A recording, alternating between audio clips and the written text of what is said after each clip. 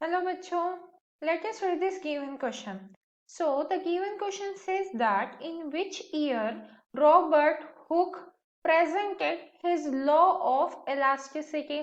तो देखिए बच्चों हमसे पूछा जा रहा है कि जो ये रॉबर्ट हुक थे इन्होंने अपना लॉ जो लॉ ऑफ इलास्टिसिटी के नाम से जाना जाता है, ठीक है, एक्चुअली इसका कॉमन नेम हम हुक्स लॉ करके कहते हैं on the honour of this Robert Hooke. तो इन्हें हम कॉमनली हुक्स लॉ के नाम से भी जानते हैं और ये क्या है, लॉ ऑफ इलास्टिसिटी है। तो ये इन्होंने कौन सी ईयर में हमें बताया था। तो सबसे पहले हम इसके लिए देख लेते हैं ये लॉ ऑफ इलास्टिसिटी किस नाम से जाना जाता है। Law of elasticity is also known as Hooke's law. Elasticity इसे और भी क्या कहा जाता है, हुक्स लॉ कहा जाता है। सो हम यहाँ पे लिख सकते हैं called as Hooke's law.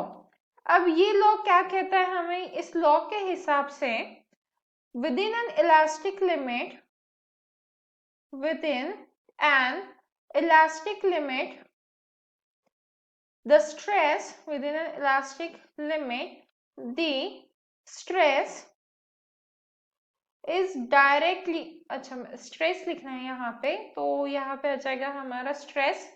so the stress is directly proportional